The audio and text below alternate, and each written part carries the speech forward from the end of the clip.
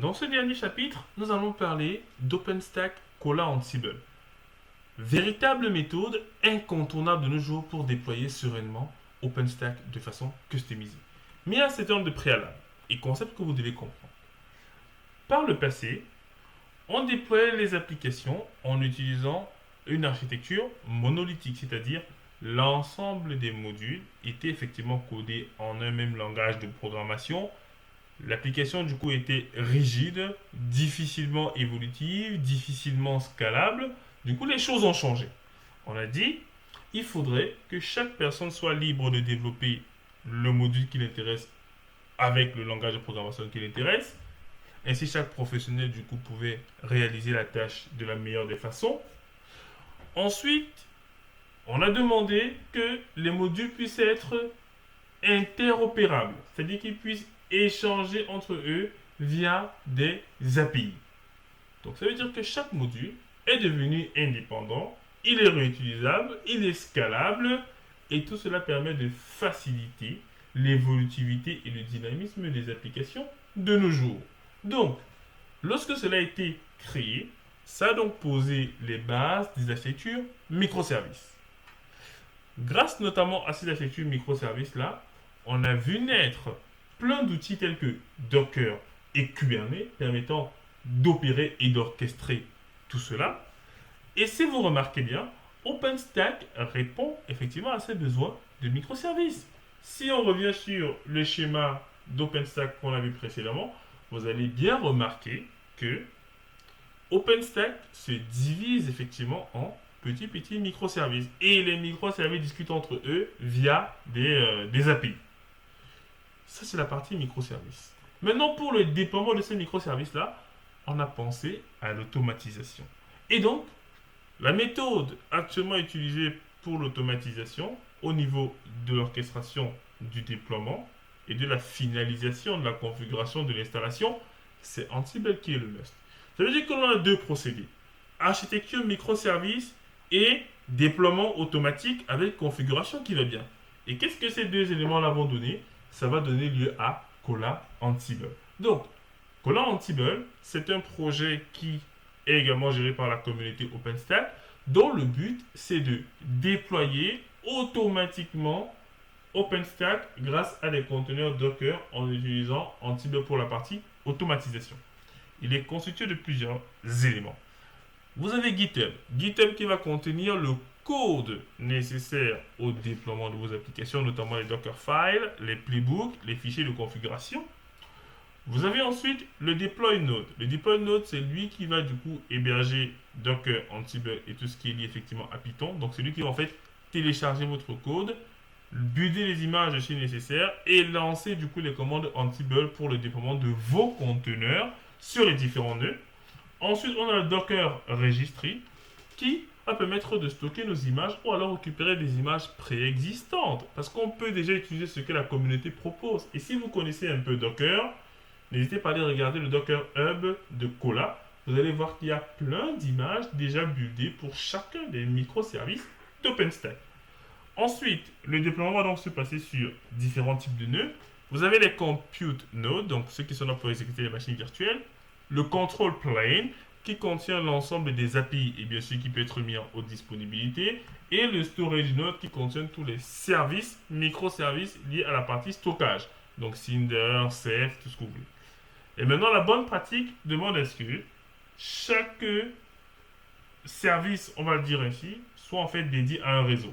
Donc, pour par exemple la partie administration, on va en fait créer un réseau pour lier toutes les machines via une patte d'administration permettant ainsi aux administrateurs de s'y connecter aisément et donc de faire les tâches d'administration, mise à jour, redémarrage.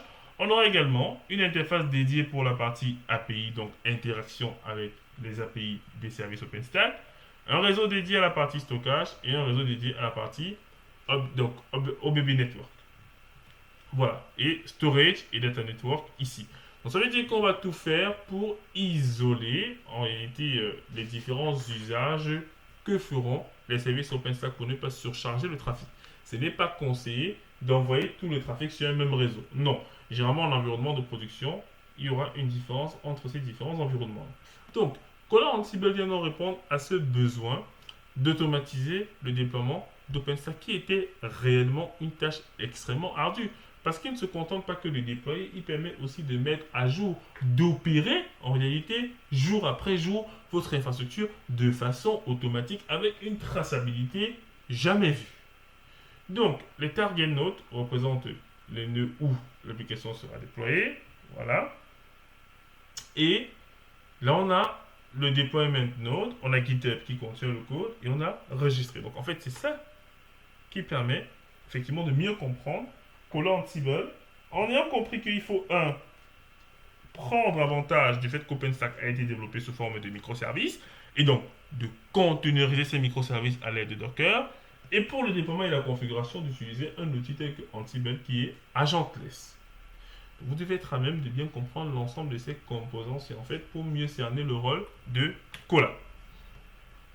Au niveau de l'architecture, lorsque vous déployez effectivement vos microservices à l'aide de Docker, vous aurez en fait plusieurs types de nœuds. Vous avez le nœud de network qui contiendra l'ensemble des microservices liés au réseau donc Neutron. Vous aurez le compute qui va contenir l'ensemble des services liés effectivement à la partie calcul, mais uniquement la partie calcul pour un compute node. Faites très attention. Et c'est pour ça qu'il contiendra uniquement un service pour la partie réseau, parce qu'il a besoin d'interconnecter les machines virtuelles qu'il va héberger les unes avec celles d'autres nœuds. Et vous avez également le control plane qui lui possède les API de toutes les applications ou alors de tous les microservices disponibles sur OpenStack. Donc on peut avoir plusieurs types de nœuds. On a également le nœud monitoring, on a le nœud de log, mais là je ne les mets pas ici tous parce que je n'aime pas vous embrouiller plus que ça. Donc quand vous allez déployer du coup votre infrastructure en suivant les bonnes pratiques et en utilisant éventuellement Cola, en fait il va respecter en fait ce modèle de déploiement où il permettra d'avoir une certaine haute disponibilité, scalabilité et faire en sorte que des nœuds soient dédiés à des tâches particulières, facilitant leur administration et la maintenance. Et c'est ça qui est extrêmement important. Donc, pour me résumer, Cola Ansible, c'est la méthode via laquelle on pourra déployer facilement OpenStack sur du single node ou sur du multinode en utilisant du coup Ansible et Docker, les deux combinés, et opérer notre OpenStack au jour le jour. Beaucoup de personnes commencent à l'utiliser. Alors, en entreprise, on couple des fois ce Cola Ansible à Kayobi. Donc Kayobi qui est un projet sur lequel j'ai travaillé il y a de cela 2 ans et qui permet en réalité de provisionner d'abord la machine physique. Parce que Cola Ansible s'exécute lorsque la VM, donc les machines, les compute nodes et les control nodes ont déjà l'OS installé, les bonnes adresses IP, voilà. Mais sauf que Kayobi, en fait, va opérer le matériel, c'est-à-dire il va permettre de déployer les OS sur votre matériel, configurer les IP des interfaces et par la suite appeler Cola Ansible pour déployer l'application qui va bien. Donc voilà, c'est dans ces genres de scénarios que vous pourrez vous retrouver. Mais actuellement, personne ne déploie plus OpenStack à la main. Chacun utilise une méthode automatisée et celle que je vous conseille, c'est d'apprendre Cola. Et c'est en fait via ce Cola Ansible que j'ai pu créer la VM que je vous ai fournie dans le cadre de cette formation. Donc sans plus tarder, dans le passé au dernier TP qui est le TP7.